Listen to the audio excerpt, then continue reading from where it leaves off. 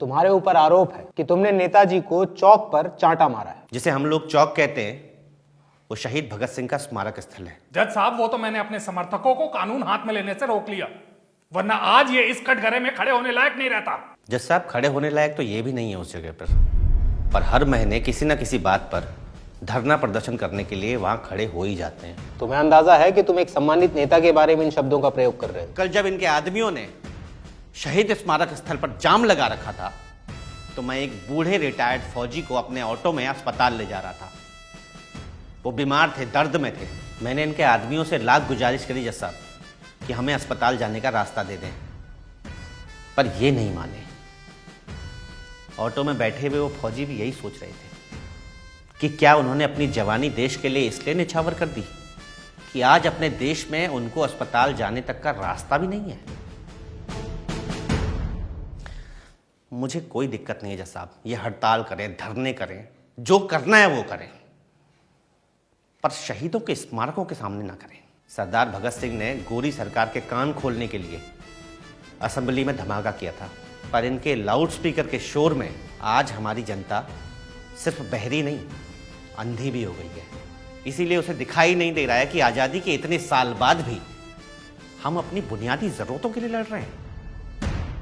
यही कारण है कि आज ऐसी पार्टियां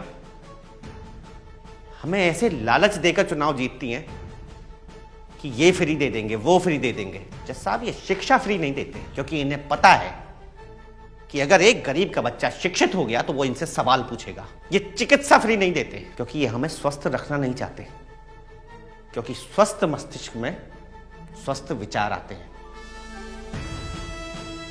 ये कभी जातिवाद, क्षेत्रवाद, भाषा से हमारे विचारों को गंदा करने का काम कर रहे हैं जज साहब। ये कहते हैं इन्होंने स्कूल खोले, मगर उन स्कूलों में इनके खुद के बच्चे नहीं पढ़ते जज साहब।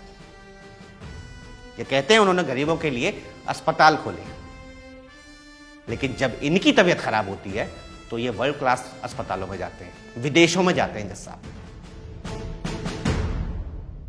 जज साहब, हमें एक और 15 अगस्त की जरूरत है जिसमें हमें आजादी चाहिए ऐसे नेताओं से जो देश हित की नहीं, सिर्फ अपने हित की सोचते हैं। जज साहब, मेरी बस इतनी गुजारिश है, मुझे जो सजा देनी हो दीजिए, पर हमारे देश के शहीद स्मारकों पर ऐसे नेताओं और इनकी पार्टियों को कोई प्रदर्शन करने की अनुमति ना दें। इनकी राजनीति सिर्फ इनके अपने हित के लिए है, हमारे हित के लिए तो बिल्कुल नहीं है। जज साहब, हमारे देश में रोज किसी स्मारक में किसी शहीद का अपमान हो रहा है। जिन शहीदों ने हमें आज़ादी दिलाई थी, आज उनके स्मारकों को इन प्रदर्शनों से हमें आज़ादी दिलानी है जज साहब।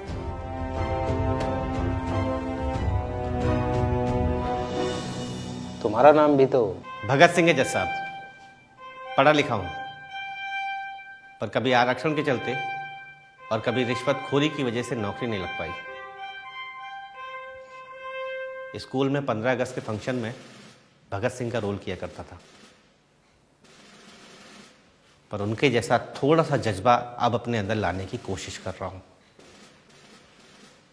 धर्म, जातिवाद, क्षेत्रवाद में जिस जनता को इन्होंने फंसा दिया है, उस जनता को आज़ादी का सही मतलब बताने के लिए मैंने ये धमाका किया।